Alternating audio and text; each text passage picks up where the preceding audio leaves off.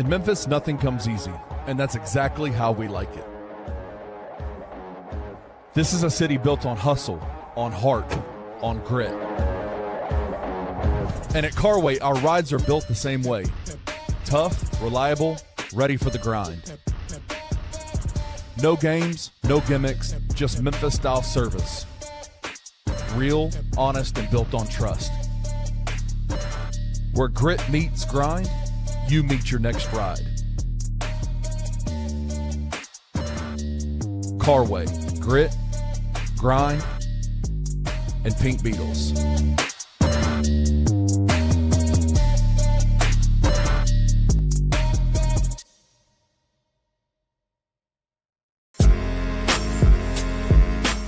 In Memphis, we know a thing or two about resilience. From the grindhouse to the Delta, we protect what's ours. But when pests invade your home, it's time to fight back.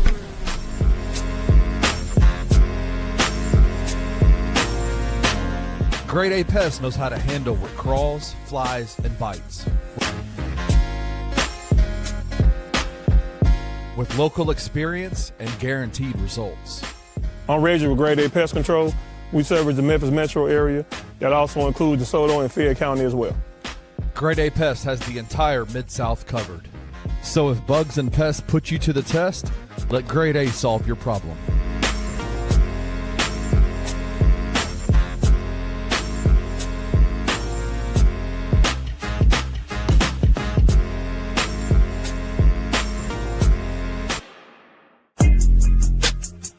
Bluff City Media presents the Two Buck Sports Show with your hosts, Rusty Buckets and Uncle Buck. Now, let's get to the show.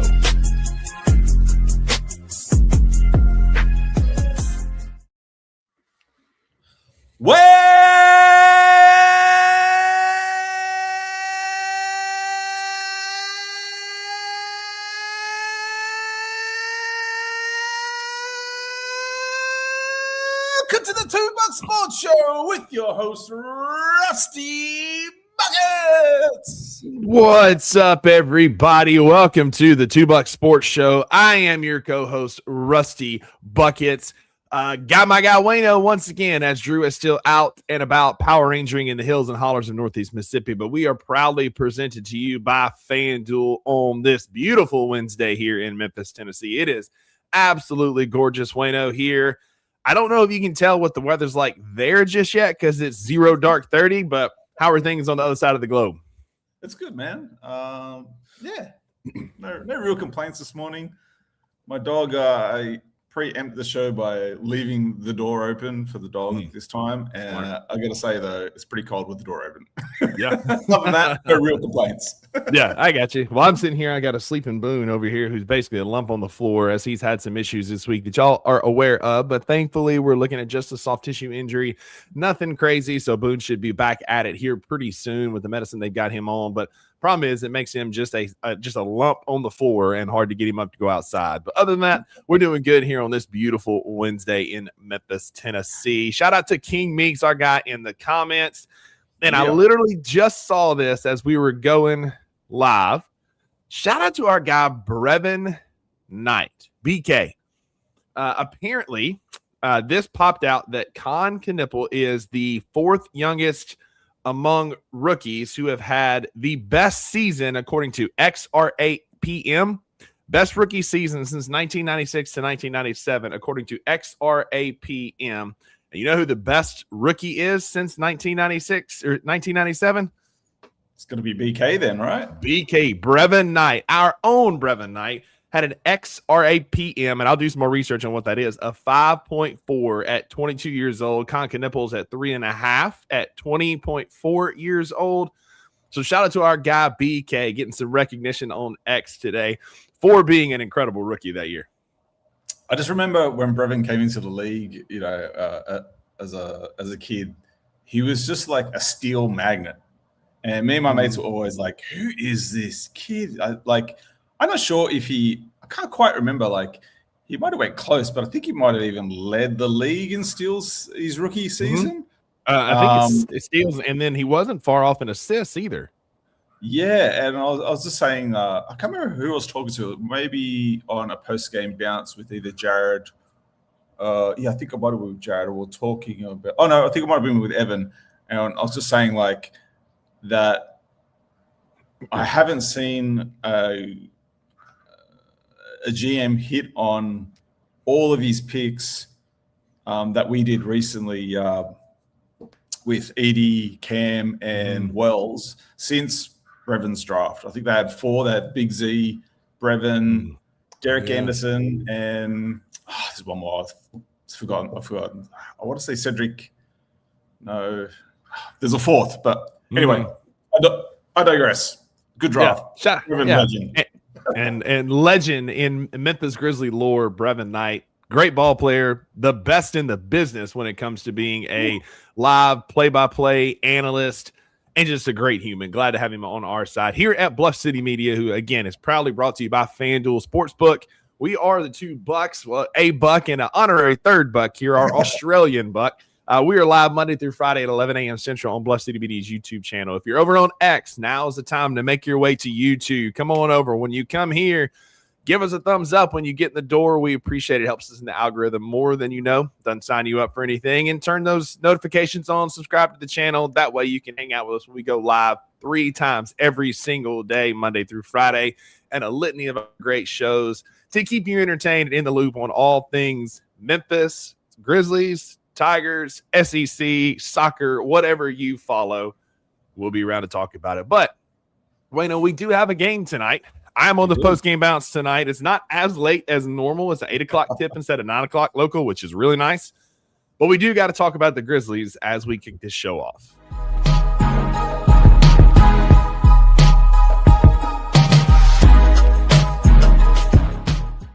Yes, sir. The Memphis Grizzlies travel to Denver tonight to take on the Nuggets.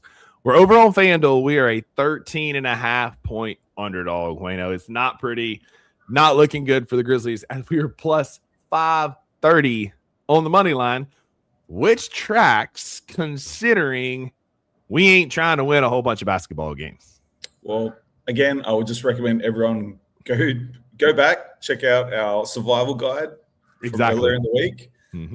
Check your compass. Check your compass, gentlemen.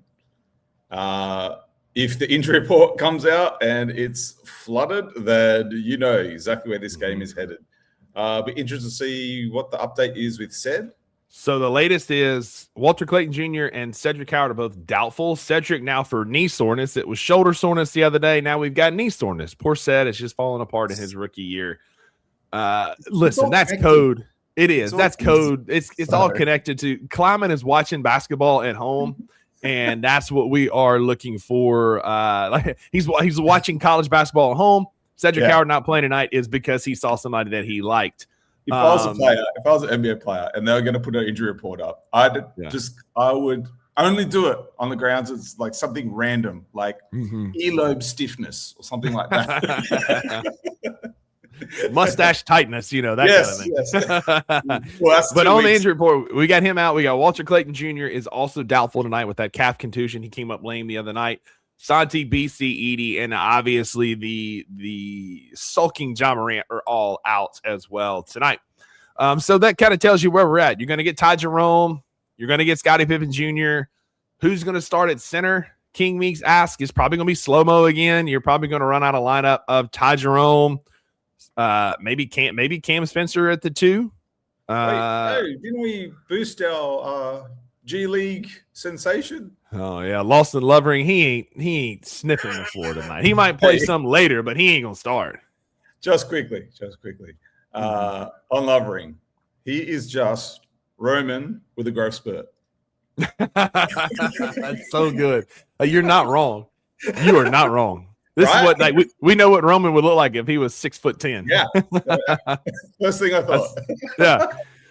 So we'll probably see some Lovering minutes late, but you're going to get a steady dose of Kyle Anderson at the 5, Gigi at the 4, Jalen at the 3. You'll probably get some Cam, maybe some Taylor Hendricks in there, 2-3 kind of swapping out. And then we're going to get a good dose. We'll get a good chance to see Ty Jerome and Scottie Pippen Jr. both tonight and see how they can run this offense and this team going forward, Wayno, because I don't know that we need a superstar point guard in this system with Tomas Isolo. I think you have some really good wings and really good role players around. Like, you can get by with a point guard like an SPJ or a Ty Jerome. Yeah, again, I think I mentioned a couple of weeks back that, when we're talking about potential jar trades, that bringing in a young guy, like Orion Rollins to the team, like for anyone filling that jar void in the future, like, it's going to be tough, and the fans are going to compare him, and we're not going to get the talent level back for Jar. So, as we speak about the point guard situation moving forward, I agree totally with you. And familiar faces, if we're reshaping this, as we turn the page and reshape the roster and what that looks like, I kind of like the idea of a Ty, Pippen, Cam rotation at the point. Like, I think it makes sense as well. Steady hands and familiar faces. I like that. And somebody who kind of is familiar with the system, SPJ's been it now for a while. Ty Jerome's obviously picked it up like a duck to water and is just clicking in the system. So I think there are pieces in this draft, and we're going to talk about one in a minute that I'm pretty high on after watching a couple of games that could fit this team. And I don't mean to sound like, you can get by with SPJ and Ty Jerome, because they're both good NBA players. I mean, they both have a role on this team. But you can get by with a less than superstar point guard if you've got the right pieces 2 through 5 that can be pieced around a guy that has control of the offense, like a Ty Jerome and like Scottie Pippen Jr. typically do. Yeah, it's kind of a thing. Like, just because we had a superstar point guard we don't need to replace with a superstar. Right. Like, this is the beauty of turning the page and going forward. Our next superstar could be any position. Mm-hmm. That's it. And we've seen so many other teams. As David joins us live, appreciate you being here, buddy. Andre King Meeks in the comments. If y'all are here watching live, let us know. Give us a thumbs up. Say, hey, what's up? Let us know who you think should be the starting center. Do we need a star caliber point guard? I don't think so, especially in the league, Wayno, where we're seeing more and more point forwards, and Cedric Howard has been bringing the ball up and setting the offense. Paulo Banchero can be that for Orlando. Jaren was that a few times for us here, kind of setting the offense as a point forward. Again, I don't think we need to go and look for our next Cade or our next SGA when there are some other really good wings and bigs in this draft. If a point guard like a Flemings or an Acuff falls to you, or Wagler, who we're going to talk about here in a minute, that can play some point guard, you roll with it. But I don't think you go into this draft hunting a superstar point guard. Yeah, I just think personally, what I would like to see is us not just anoint the next guy in with the crown. You know what I mean? Like, I just want to see who steps up and becomes that guy, who puts their hand up, and who do we recognize, with this year's draft, with the players we already have as well. Like, who's going to be that guy to put their hand up and go, it's me. I'm going to carry the load. I hear that. And unfortunately, the front office is going to make it happen, because they got to sell tickets. They got to sell. So, the organization is going to be like, Cam Boozer, or, Keaton Wagler, or Darius Acuff, whoever it is. That's our new superstar. This is the new era. Turning the page. That's coming, unfortunately. Yeah, that is true. That is a good point. But you know what? Sometimes clocking into work and showing up and performing when it counts can go a long way to changing those narratives. Absolutely. And speaking of clocking in and going to work, we're going to need some dudes to clock in and go to work tonight in our Bucks best bet over on FanDuel, if we're going to find a way to win tonight. And so we've already talked about both of the Grizzly players in my PRA parlay. Again, over on FanDuel, you can get a same game points, rebound, and assists total parlay. You can put those together. They're often running 25 and 30%. I believe today is a 30% profit boost on NBA games. But on the same game parlay, I've got Ty Jerome going over 23.5 points, rebounds, and assists. Feels like that's pretty easy money.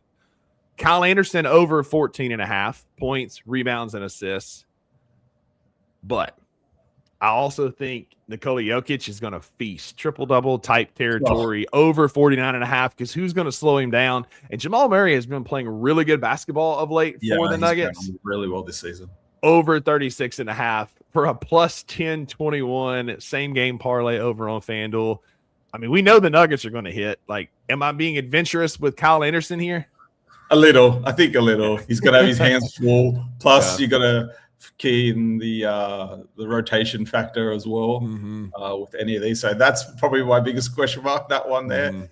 As much as I love slow-mo, I think that's going to be the biggest ask of the selection. Listen, somebody's got to do something with Cedric out, Walter Blake Jr. out. Like, somebody's got to do something. And so I feel good about 3 of these 4 legs, but hey, scared money don't make money. And that's why the odds are plus 1021. I feel like if you just took Ty, Jokic, and Jamal Murray, you got a really good chance of hitting. I did hit yesterday. I hope y'all listened to me in the Knicks-Pacers game. I absolutely smashed that one last night. So I hope y'all listened to me on that one.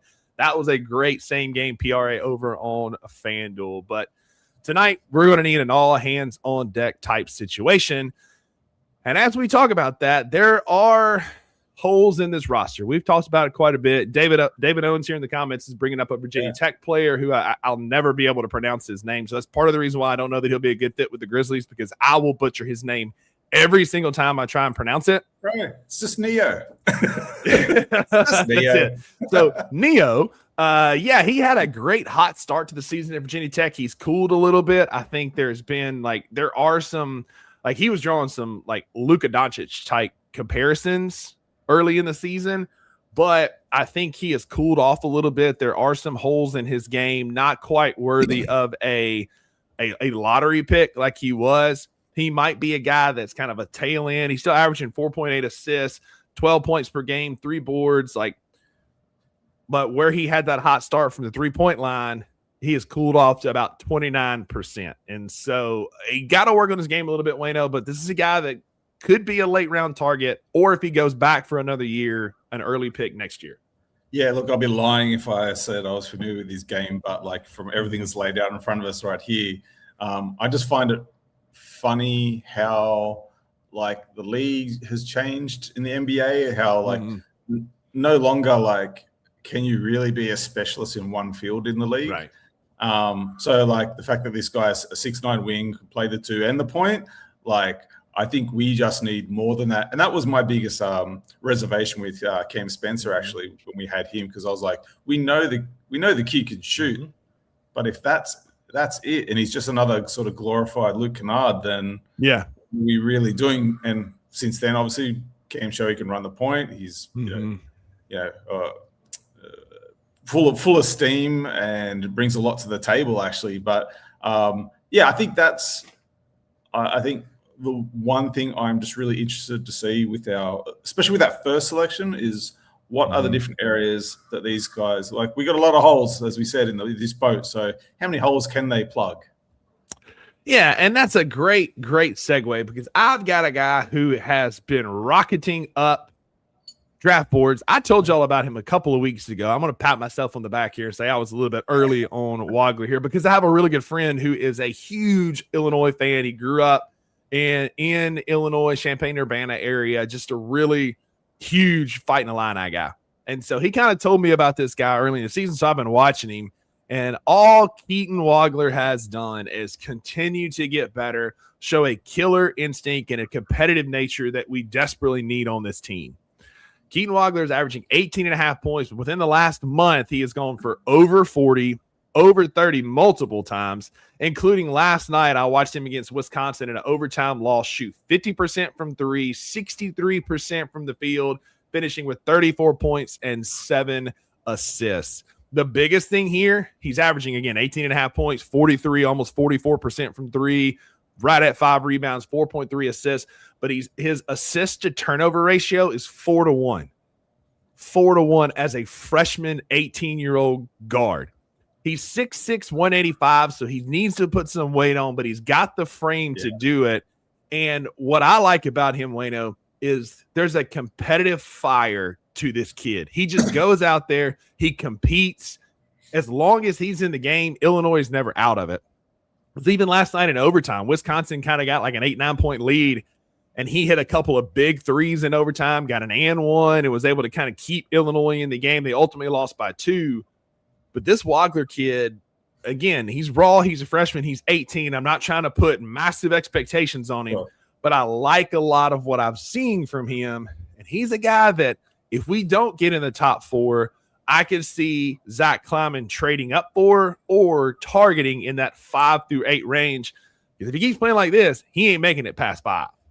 Yeah, look, I was watching the highlights of your recommendation yesterday, and the first thing I thought was, wow, this kid is like a kid. Like, he's skinny. He's like, but, you look at that and you look at the way he's handling the ball and the confidence and just the level of control that he had with the ball. And I was like, okay, like his handle, he probably needs to be tightened up, especially at his height. He is like real lightweight.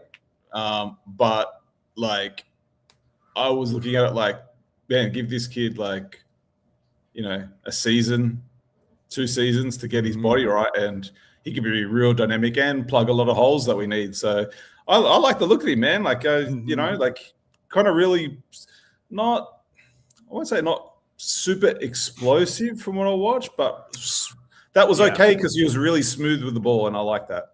Yeah, I like, that's a good point. Like, he doesn't beat a lot of people off the dribble yet, but you can tell he's still figuring out his moves, his handles. They do need to be tightened up a little bit. Again, the kid's 18 years old. Yeah. He was the 150th ranked shooting guard in his class. He had 2 Division I offers, Minnesota, and then Illinois came in late, so he came on to Illinois. Now he's the best player on a top 10 team in the country. They're going to get one of their other better players back who's been out missing for some injuries. One of their forwards is going to be coming back. So I'm interested to see how he kind of plays alongside like another kind of alpha like that. But he's a willing defender. He is a guy who is aggressive defensively. There, obviously he's young, so there are some mental lapses defensively. He's not a perfect player. There's not going to be a perfect player in this draft.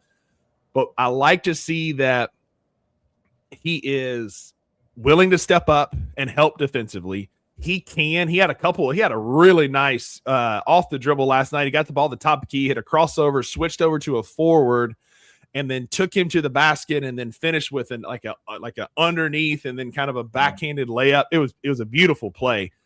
So you can see that there is some game there. There's just got to be some growth. Again, like you said, a year in the NBA, a year in the NBA weight program, a year eating NBA food that we're going to talk about more here in a minute. Like, there is an opportunity for this kid to grow into that frame, and a 6'6" shooting guard with that type of touch and that type of just mentality, there's a place for him in the NBA. Yeah, lots of potential. Whoever brings, which is a scary word, as you say. Yeah. Hey, but get him a good vet. And I think, I could see that panning out. His game is a lot like a young KCP, Kentavious Caldwell-Pope, where he is just like a perimeter kind of a shooter. He can get to the mid-range. He can finish at the rim, a willing defender, similar frame when KCP was coming out of college, out of Georgia. And so, like, there are some comparisons there, but I do think just the raw upside to Keaton Wagler is a lot higher than what KCP had. Dude is hella athletic. Like you said, he's a kid. He's hella athletic. And if he can maintain that athleticism while adding some weight to the frame, I think we got something special here. Yeah, I mean, a good project piece. Yeah. So we're going to highlight college kids as this season's going on. Again, in our survival guide the other day, we talked about watching college basketball to watch different guys that the Grizzlies could target. Wagler went first for me because that's one of the guys that I really hope we target early in the draft. Outside of the top 4, if we land in the top 4, we all know who the top four guys are. Yeah. Like Dabansa is a guy that I would be a huge fan of if we targeted him. We'll talk about all of them coming up in the coming weeks as we get through this tremendously down season for the Memphis Grizzlies. So the games, boys, hold in there, hold tight. That's it. Come hang with me tonight on the post-game bounce. We'll talk about it. We'll work through it together as a family. After the Grizzlies debacle, probably blow another. If history holds, we'll be up by double digits at some point, and then we will get absolutely smoked in the fourth quarter. First quarter's ours, boys. That's what I want. That's it. I'm gonna be like I'm gonna be like Jim Carrey, Lloyd Christmas in Dumb and Dumber. So you're telling me there's a chance? Yeah. But I kind of hinted at it earlier. We are going to talk about food in the NBA, something I did not think we talk about today, but in one of the most petty just incredible like stories I've heard in a long time. This Golden State Jonathan Kuminga saga, Wayno, is getting more and more ridiculous as we are now in petty spaghetti territory, talking about that Golden State alerted Kuminga that a person around him was taking too much food from the family room. The situation and relationship just continued to evolve, become petty, and should have ended years before. I can't believe we're actually reporting this. Well, it's like, let's all take a minute and just have a think of what we know about the Kuminga Golden State relationship over the last 3 seasons and what that's kind of looked like, and just acknowledge the timing of this report being leaked and put out there. Like, it's super petty. It's like, if you're Golden State, like, you won. Like, you got rid of him, you won. You don't have to. You got what you wanted. Wash your hands. Because it was already a messy meal. Do you know what I mean? Like, you've got it on your hands, on your fingers. You're probably wearing half of it. So wash your hands, be done with the meal, because this does nothing for anyone. And I hope, like, as an adult, I hope that this was just information that came out at the end, and Bleacher Report and Shams and all these people are just reporting it now as like after the fact material. But King Meeks is right. Like, and this answers David's question. Like, Golden State is a weirdo organization. Steve Kerr is a weird guy and had this weird vendetta against Jonathan Kuminga, who, when he was cut loose, could go give you 25 and 18 or 25 and 12 and like had some good games, but Kerr hated him for some reason. Maybe, Wayno, we're seeing it now. Maybe Kerr was upset because his family didn't get as much food in the family room because of Kuminga's family. And look, like, even Steve Kerr's half-ass apology to Kuminga after the trade, I thought it was really like, why are you doing this? Like, why are you doing this? Just let the organization thank him for his time with the Warriors and just go your ways. You don't need to do all the extra. And you know, like, time will tell who is right. Time will tell if Kuminga's potential will pay off. But it's all about getting that opportunity. What I will say about Kuminga is that I think people are kind of overlooking a little bit, or at least is not brought up, is way to handle your situation like a pro. Like, way not to throw your teammates and everyone under the bus. Everything that came out really was, you know, reports from his agent and that he was unhappy. You never got a tantrum when he got on the court. You never got any of the BS stuff with Kuminga. He just really was trying to bide his time. And for the most part, when he was out there, like, looked like he was engaged in the game, enjoying his teammates and all that stuff. So, you know, I sort of tip my cap to him. I hope it does work out for Atlanta. I think he's a good young piece. My only concern with him is that he's just wasted like 2 really rough seasons that really could have been used towards helping him develop his potential fully. So he's still young enough; he can still make it happen. But man, he kind of does have a lot to prove. But tip of the cap to him, because, you know, like, you're a young player. Frustrations must be through the roof behind closed doors. And I'm just glad that, like, this is all behind him. He can move on. And the pettiness from Golden State is just, you know, on brand. I'm probably one of the few that I'm not just infatuated with Steve Kerr. I think he's kind of pretentious. I think he's kind of a weird guy. Like, he's a winner. He's won at a high level.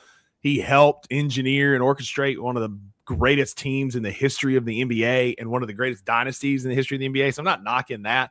I just think him as a person he's just an awkward, kind of pretentious guy. And he just gets these weird vendettas. Like, he's done this he did this with Hallie in the Olympics. He's done this with Kuminga now in the regular season. Like, I just don't like. I like Steve Kerr. I think he's done a fine job out there, but he's just. I take that back. I'm not sure I like Steve Kerr as a person. As a basketball coach, you can't deny the results. But Steve Kerr has always been a little weird to me. Fun facts. I was at All-Star weekend in 2009 in Phoenix. I stood right next to Steve Kerr when he was GM and watched the Rising Stars game. He was watching from like the entrance bit. He wasn't in a seat or anything. And I was standing next to him. I was looking at him and going, man, that guy has the squarest jaw I've ever seen in my life.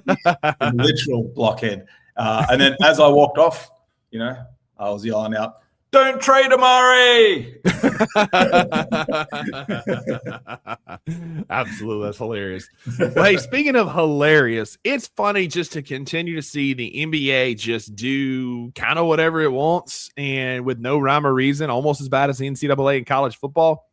But they handed out suspensions for the Detroit and Charlotte kerfluffle the other night, and repeat offender Isaiah Stewart got 7 games. Miles Bridges and Moussa Diabate got 4, and Jalen Duren 2 for palming Diabate's head. But this is like the 4th or 5th suspension for Isaiah Stewart. And I remind you that Ja Morant, on his day off in a state where it's legal to possess a firearm, posted a firearm to social media. I understand the backlash because Adam Silver already told him not to. Had done nothing illegal and got suspended for 25 games. So I guess you can fight on the NBA court. You can beat up your girlfriend like Miles Bridges. But as long as you don't flash a gun, you're okay, I guess. But regardless, 7-game suspension for Beef Stew Wayno. I feel like he got off pretty light. I hope this report is not true because it's super disappointing. I already said it's official. It's official. Like, this is it. All right. Well, yeah, that's super disappointing. 7 games not long enough.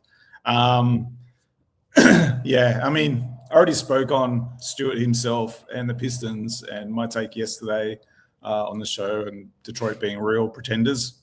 So I won't go into that. I'll try to focus on this. I just think it's hilarious that I think off memory, his suspension is pretty close to what Ben Wallace got in the Malice of the Palace brawl. Mm-hmm. So I don't say that to compare the two. I say that because the Malice in the Palace really set the standard for what you can and can't do. It really changed the way the league looks at fighting in the NBA and roughhousing and all that good stuff we love. I think it might have been 6 games. I can't quite remember. Something close to this. So in saying that, they set a new standard that you cannot leave that bench. Leaving that bench is worse than being on the actual court and fighting. That's the message we all got, understood, and seen enforced since then. So if you're telling me that that's the new standard and Stewart only gets 1 or 2 games more than what Ben Wallace did, I just don't think that's good enough at all. Like, I just don't think that is. And I'm just really disappointed by Adam Silver. If this is official, I'm really disappointed in Adam Silver because there still has been no punishment for the Clippers. I mean, they're just going on about their season. So, like, that allegedly that's coming in the off season. We'll see, but I don't buy that. Again, it's just Adam Silver picks and chooses what he wants to do. He wants to, a lot of Ja Morant's issues started with that big, long suspension. He just never really recovered and hasn't been the same since that. Not blaming Adam Silver at all. Ja Morant needs to be an adult and get himself together, which he clearly didn't. And, like, what a 7-game state of beef stew, right? Like, he's going to continue to be the guy that he is. He's going to continue to roughhouse and beat up guys and just be a malcontent in the NBA. And then you're only going to give him a 7-game suspension, like, for this. Like, I felt like, again, they should have come down a bit harder, on a guy who has coming into the Draymond realm of like suspensions and fights and issues. And David, like, I've been out on, like, Adam Silver. If it wasn't for Rob Manfred, I've said this numerous times, he would be the worst commissioner of all of sports. Adam Silver is quickly overtaking, in my opinion, Rob Manfred from the Major League Baseball as the worst commissioner in all of sports. Yeah, I mean, I'm also just disappointed with the, and this is not an attack on Detroit. I know it might sound like that, but like, Jalen initiated all this with the initial headbutt.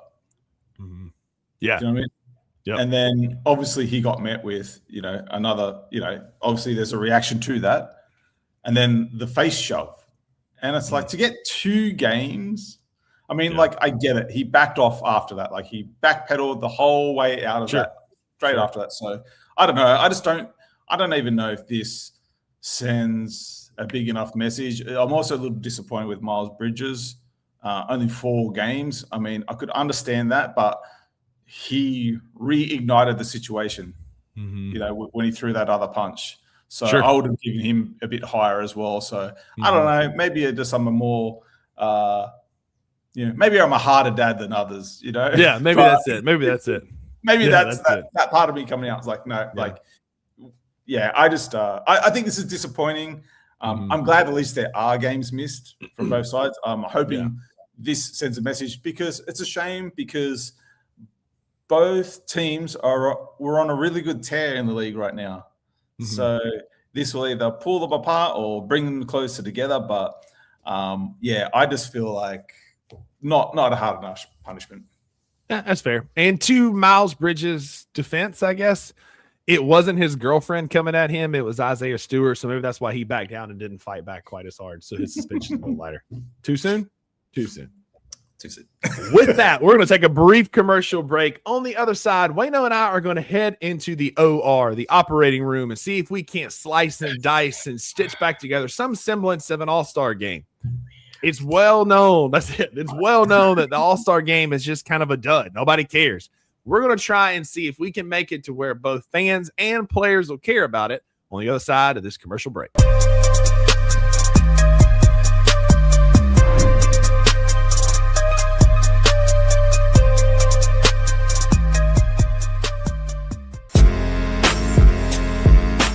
In Memphis, we know a thing or two about resilience. From the grindhouse to the Delta, we protect what's ours. But when pests invade your home, it's time to fight back.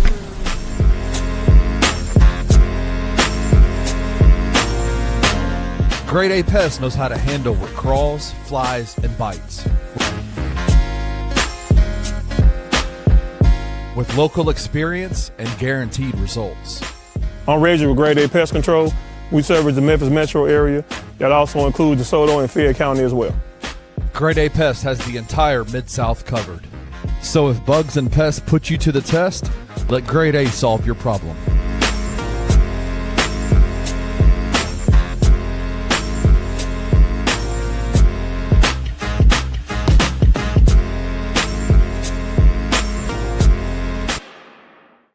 Shout out to freaking Sincere Parker.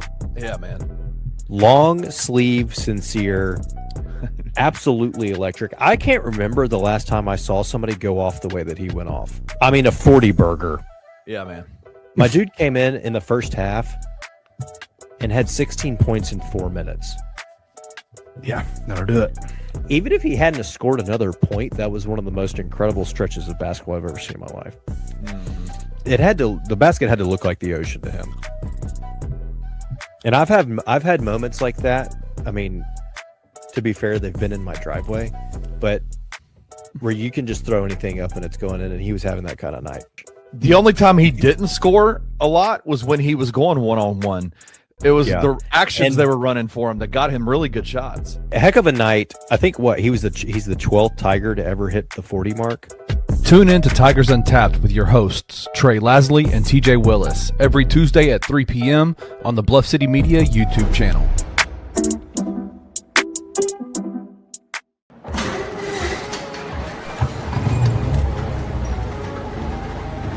In Memphis, nothing comes easy, and that's exactly how we like it.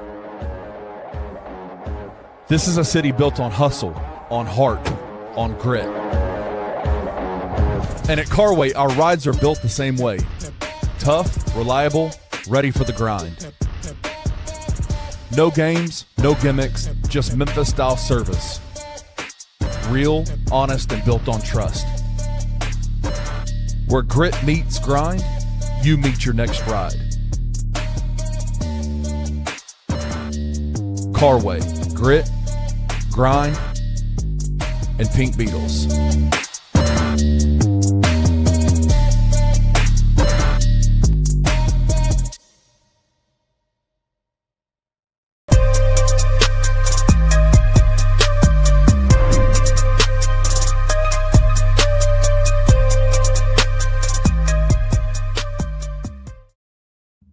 Welcome back to the 2 Bucks Sports Show, live Monday through Friday, 11 a.m. Central on Bluff City Media's YouTube channel, and proudly brought to you by FanDuel Sportsbook. Got my guy Wayno here from Australia hanging down with me from down under as we are talking all things NBA. You know, Maggie, my girlfriend, is like you. She doesn't have a strong affinity towards football or the NFL or college football at all. So she has enjoyed these last couple of weeks of you and I doing the show where we've exclusively talked about that's it, just talking hoops. And it's been fun. It's been great. Really enjoyed a lot of the conversation and having you here, man, for sure. It's been a lot of fun. Appreciate it. And so today, Wayno and I y'all may not have known this, but we are a couple of men that wear many hats. We do a lot of things in life. We're very, very active in our lives and have a lot of different roles. Yes. One of them that you may not have known is general surgeon. And we are here to do some all-star game surgery. That's right. We're going to talk about what we would do to fix the all-star game. We've got ideas. We've got thoughts. We want to know y'all's opinion if these are good ideas or not. So if you're watching back later, leave them in the comments because we do check those. Obviously, if you're here, let us know on the YouTube comments. If you're watching on X, come over, join the conversation. It's going to be a fun chat. But Wayno, it was your idea. And so I will let you start. What is your idea to fix, or a idea to fix the All-Star game? Scalpel. Pass me the scalpel, Rusty. We're going in. Let's go. Well, hit me. I will just say off the bat that this little segment has been a long time coming because I actually wrote these notes down for All-Star Weekend last year. So that's how long I've been sitting on this for. Yeah. And then I remember you bringing this up in the group chat. So I'm excited for this. I was like, man, if we need to do an All-Star special, I'm good to go. So I think first we got to recognize what the problem is. So we should go a little back and forth with like the things that we don't particularly like about. Yeah, All-Star. I think that's a good start. I'll start with mine. Team USA versus the world is atrocious. I hate it. As an international fan and longtime NBA supporter, I hated this concept when they first brought it in, and I'll tell you why. Because I think for a lot of us, with USA basketball being the standard set, we just really, as an outside country, we just really want to know our worth and know that we can go, toe-to-toe, match the weight with the best of the best. I don't want to feel like an Aussie makes All-Star Weekend just because of where he was born and not because it was earned. So that's kind of my whole thing with it. Like, as much as I would love to see Jock Landale suit up in All-Star Weekend, he's not that guy either. So for me, Team USA versus the world is just a whole lot of nonsense that I don't really enjoy or respect. And get back to East versus West, please. I enjoy East versus West jerseys. It's a cool celebration thing as a fan to have oh man, I've got that All-Star nod, Jaren Jackson Jr. jersey. Do you know what I mean? I just think it's trash. Yeah. I think another problem, that's a great point, I hate this whole international feel to it. One of the things that I hate is how they have ruined the most fun parts of All-Star Weekend. That's the 3-point contest and the slam dunk contest, by just making it just the same old people. There's not an incentive for the great dunkers of the game anymore. Like back growing up, like you think about the guys we saw in the dunk contest, they were legit NBA players, the Vince Carters, Aaron Gordon when he was young and with Orlando. Like we saw guys who were in-game dunkers and like guys who are actually legit NBA players doing the dunk contest. Blake Griffin, jumping over cars, now we've got Mac McClung and all these guys that I do not care about. And so the NBA has de-incentivized the dunk contest. They've made a mockery of the 3-point contest with freaking Dame Lillard, who has not played a single minute this year, not a single minute of participating, and Bobby Portis from Milwaukee. That's the best we could do. I don't buy it. They have completely made a mockery of what used to be the two best events of any All-Star Weekend. Yeah, I agree. I mean, to your point yesterday, Lillard hasn't even suited up this season. Yeah. So it doesn't make sense. It doesn't make sense. All right. Before we move on, do you have any more complaints? I got plenty of complaints. Like the game, like just the game itself doesn't matter. The players don't care. They just go out there and just kind of lazily walk around and throw the ball around. There's no like effort at all. Cohen throws up an East versus West, not rushing to the solutions, but winner gets home court advantage in the finals, just like Major League Baseball. I don't hate that. I think there needs to be some incentives. But I think Wayno and I've got some ideas that might help. Also, shout out David Owens making us bosses. He says we look like military officers. Like I should be wearing like a Civil War like hat, and you wearing like a British officer hat. Shout out to David. Appreciate that, man. It's because you got the accent and I've got the beard of a Civil War soldier. Touche. So, all right, man. What is your solution that you've been sitting on for a year to the NBA All-Star game? I've got a few, so I'm going to save my best for last. But I've got a few like little tidy ups to do first. First of all, I think the NBA does a bit of a poor job about the weekend, or has recently after the last, I suppose, 8 years, in my opinion. And I think they're looking at it wrong. I think when you think of All-Star Weekend, you should really be thinking about like if anyone's ever been to a Comic-Con or any sort of convention where it's everything under the same roof. I do think the weekend goes too long. I think it should be 2 days of just complete and utter hoops, like everything under the roof, and 1 day extra off for the players. I think that's like extra expensive to get there, to hang out for the whole day and be a part of it. So when I say, like they should embrace it, this should be like a Comic-Con for hoop heads. Yeah. So why not just put all the vices down, all the outside noise down, and bring in the big three. Bring in Flight Brothers Dunk Comp. Bring in WNBA All-Star Game as well. Bring them all under the same umbrella. Bring in trick shot specialists for a segment. Do you know what I mean? So make this an absolute celebration about basketball. Ooh, I like that. That's a really good idea, to make it just a celebration of the game that we all love and put some onus back on it. And you want new fans coming in. You want a new generation. I mean, the game has expanded. You bring in WNBA All-Star. Like, you combine the All-Star weekend. You celebrate the big three for what it is, and the older players, still having run left in their bodies. Like, come on, man. Like, get behind this stuff. It's only going to make your game bigger, your celebration bigger, and get the word out there about hoops. So one of my tweaks, a small tweak, is I think there needs to be a massive cash prize for winning the dunk contest. Like, make it to where these players have to say yes. Let it be Nike throw in some money, let the league throw in some money, go get a big sponsor. I guarantee you somebody, Dick's Sporting Goods, Academy Sports, like somebody would throw big money into this to get their branding all over it, incentivize the players enough to where really good NBA players would do the dunk contest. Because like I kind of knew who Vince Carter was, but I started watching Toronto Raptors games because of the dunk contest. Like, go get guys that are going to, like, now we've got a bunch of guys who you'll never hear from again. We've got a bunch of like lower tier NBA players, a G League player, Mac McClung, that's consistently doing it.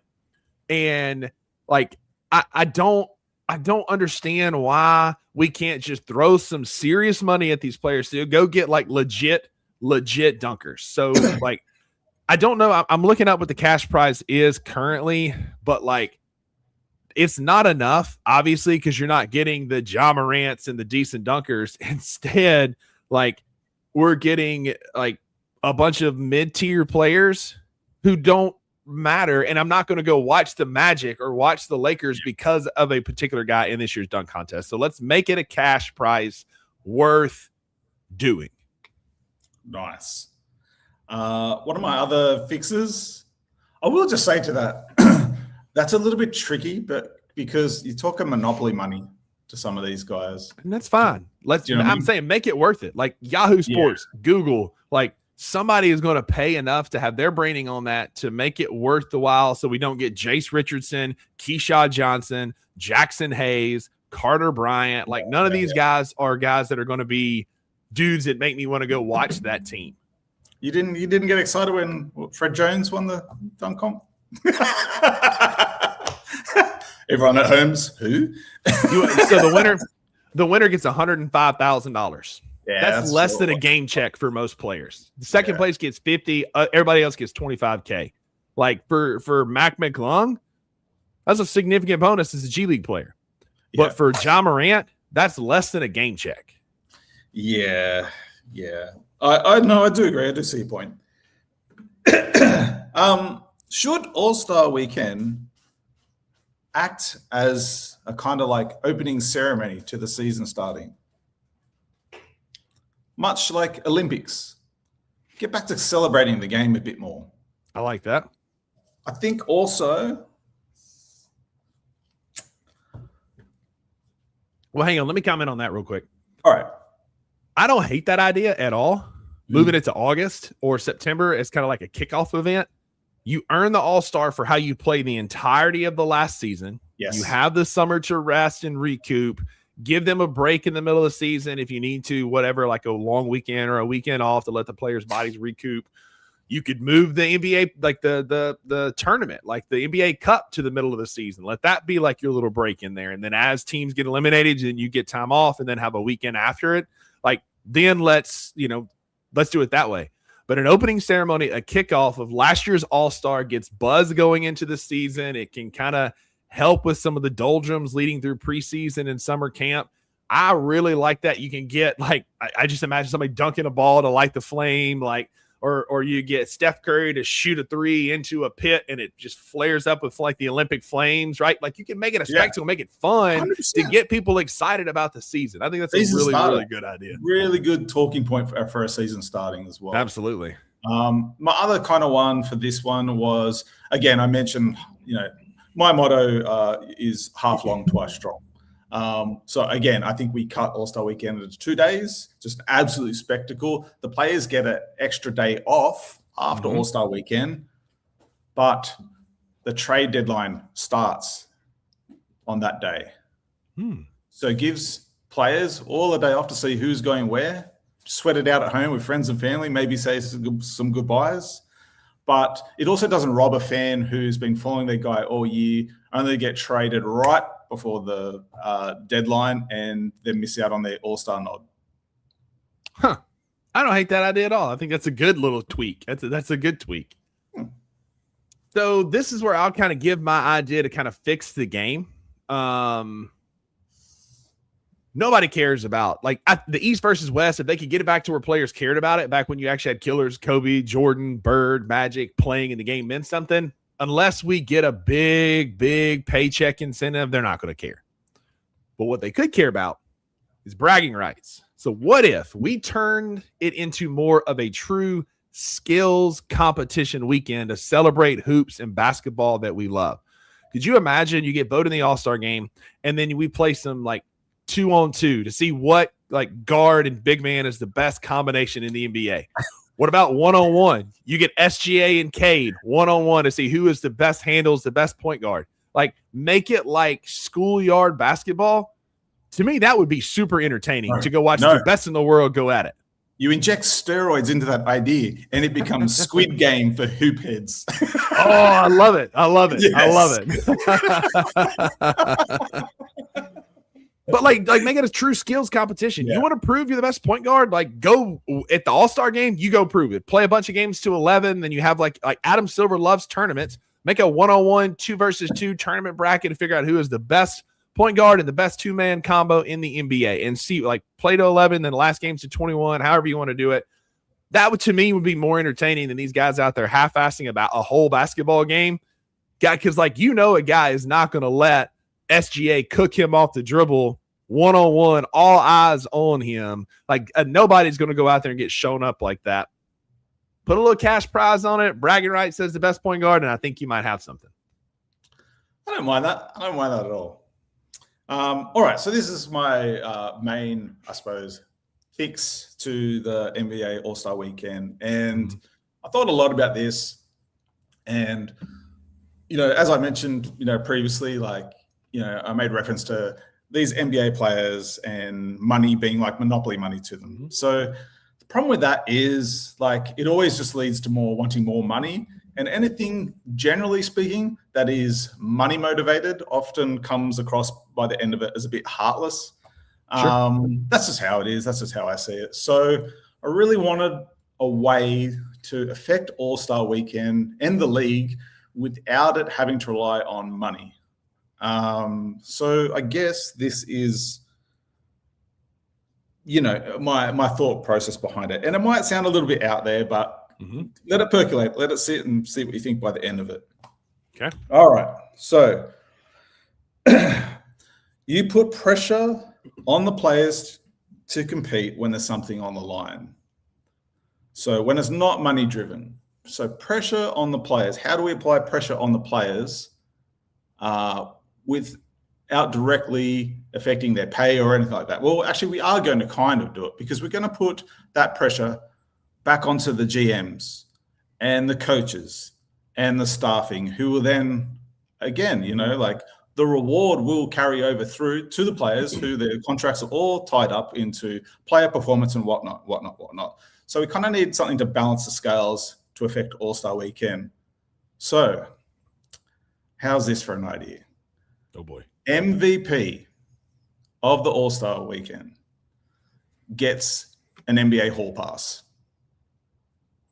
NBA Hall Pass. By that, NBA Hall Pass. So by that I mean, if you are the MVP for the All-Star Weekend, you get your Hall Pass, which means when the playoffs are set, you get to pick your first matchup. Ooh. There is also a counter to this. All-Star Weekend. It's All-Star Weekend. 3-point shootout, dunk competition, All-Star game. Mm-hmm. If your team wins all three, you get a Hall Pass. Imagine the talking point and the pressure to have that up your sleeve. Imagine being the Spurs going up against the Grizzlies in the playoffs, and you knowing that, man, Zebo, Big Ma, Conley, they really kicked our ass through the regular season. I don't really want to face them in the first round. Imagine having your All-Star MVP. Okay, we're not going to play you. We're taking on Dallas this year. That's our first round matchup. You only get to use it in the first round, and you can elect not to use it. If you don't use it, you lose it, as they say. Yeah. But yeah, I think that's a good way to drive, because if you're really competing and you're, say, and look, it might not even affect seeded teams 1 and 2, but for everyone else underneath, it's a good way to kind of avoid like a bit of tanking as well, especially towards the end of the season. If you got the Hall Pass up your sleeve, then you get to pick whoever. You get the pickings. Could you also pick a bye where you get a first round bye? Like instead of like if you go and win, much like in college football, if you win enough, you get a first round bye. You don't have to play in the first round. You're automatically put in the second round. My thing with that, there's too much NBA money, sponsorship money tied into it. So I don't feel like you can really lose games. But if you could swing the conversation, and imagine like you get a petty. We talked about the Warriors earlier. Imagine a petty Warriors team. Do you know what I mean? Imagine like they got a matchup and they go, no, we want the Grizz because we're going to kick their ass. Yeah, no, I get it. I get it 100%. Well, it brings all the pettiness into play. It brings all the competitive. It puts the pressure on the GMs to go to those coaches. Hey, make sure he's ready to go. We want that MVP. Imagine every player on that court gunning for MVP. It might be chaos to start off, but I like it. I think it's a great idea. I really think like incentivizing the performance is a really good idea, whether it be playoffs or the Hall Pass. What if we took it to the draft? What if that's how we decide the draft order? Like the winner, like if you win all three, you get the first overall pick in next year's draft. I think we'd see the competitive levels in every event take a big jump. Yeah, I mean 100%. And David brings up a point, like, incentivizing the players, incentivizing great performance. They have a strong players union. They do, but they got took to the cleaners in the latest round of CBA bargaining. The owners absolutely crushed the players union. That's why we don't see the big threes anymore. That's why we saw so many people moving off the contracts. That's why Jaren, who was in the players union, on the players union, is no longer with Memphis because the CBA was skewed heavily in favor of the owner. So they do have a strong players union, but they got took to the cleaners in the last round of negotiations.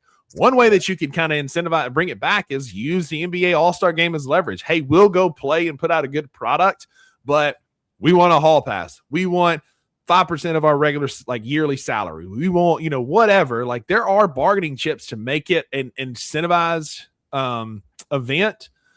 Money is usually the great motivator for everybody, but if you can also turn that into playoff success, if you can turn that into draft compensation, draft picks or whatever, there are ways to motivate, like you said, the collective whole, GMs, players, coaches, everybody, to where we're all going to go compete in the All-Star weekend because there's something that matters on the line. A hall pass for the first round, the top 5 draft picks are decided in All-Star weekend. There are ways you can incentivize it outside of a game check to make it entertaining. Yeah, I think so. I think for me, the thing that I really took away from All-Star weekend is it's lost its fun. So we really need to bring it all together and turn All-Star weekend into a total hoops celebration. Like that's what it should be. Yeah, absolutely. Get back to tying sneaker releases into All-Star weekend. Mm-hmm. Maybe the rookies do their card signing at All-Star weekend. Get them there, get them involved, make them want to be part of the action. And again, I just feel like looking at the All-Star weekend, trying to fix it with money, it's just going to come at the end of the day, it's just going to be a bit heartless. It's going to feel and then, to be honest, then you kind of know the money grabbers in the league, which is really disappointing. Yeah, exactly. Yeah. As we start to wrap this conversation, it's been a ton of fun. I think if the NBA is listening, these are some really great ideas, some really good thought process, thought ideas to help the NBA fix the weekend.